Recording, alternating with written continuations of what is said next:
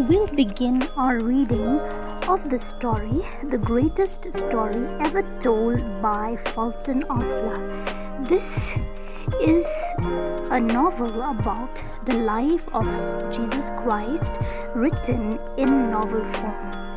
In this story, you will see the men and women of the time of Jesus come alive in this artistic adaptation of the life of Jesus. We'll begin with chapter 1, The Man Who Waited. People in Nazareth said that Joseph was like his great ancestor, the favorite son of Jacob. It was true that the carpenter of Nazareth, with a small golden beard, so different from his black-haired neighbors, was a dreamy, quiet-spoken man, looking more like a scholar than a craftsman. His uncle who brought him up had taught the orphan boy his trade. With those great hands of his, Joseph could build a house or a fence, fashion a chair or a bench, hang a door, mend a wheel, build a new plow or yoke. On the high street in Nazareth, his little shop with its earthen floor had a clean, constant smell of shavings and sawdust. In the back was a cot, and nearby a grate on which Joseph, the bachelor, cooked simple meals. On long evenings he would sit on his heels at the open door and sew a rent in his smock or stand outside and breathe deep of the cool air. Later, by the evening flame of a rush burning in an oil lamp, he would read for hours from borrowed scrolls. The golden-bearded Joseph, with the prematurely bald head, was called a visionary because he refrained from gambling with travelers of passing caravans. He avoided tavern women and found his pleasure in good talk with a few neighbors.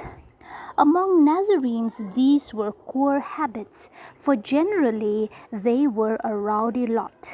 This town, lying hidden in the mountains, was near a post on a busy trade route between Europe and Asia, so there was often excitement in the neighborhood, a tide flowing back and forth of camels and baled merchandise. Pungent fragrances and spicery and rainbow silks of the East, skilled manufactures of the West, wines and oils, etc. The townsfolk got their news from the travelers that would come from Alexandria and Damascus and Jerusalem. The merchants were rough men. The merchants and the people of the town were rough too, ready to take offense, ready to brawl, to gamble and haggle, ready for anything. Late one afternoon, Samuel of Cana stood in dark silhouette on the threshold of Joseph's shop at the end of the street of a coppersmith. The young merchant was tall and powerful against the fading light. "The Lord be unto you," he said politely. Joseph put down his hammer, separated his bare feet, which he had been using as a vise for a board, brushed the sweat from his forehead with the back of his hand, and grinned at his friend. Even though the two of them are so different from each other, they are good friends. "Peace be unto you, Samuel. Come in. Your chest of good Galilean oak and sycamore is finished, and I am about to eat. You'll join me?" "No, I have just eaten at home," said Samuel, "but thank you."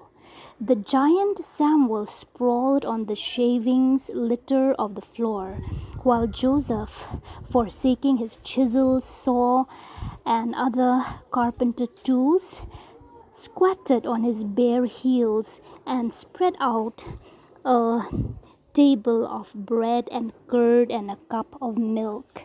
"Who fixed you such a dainty meal?" asked Samuel suspiciously.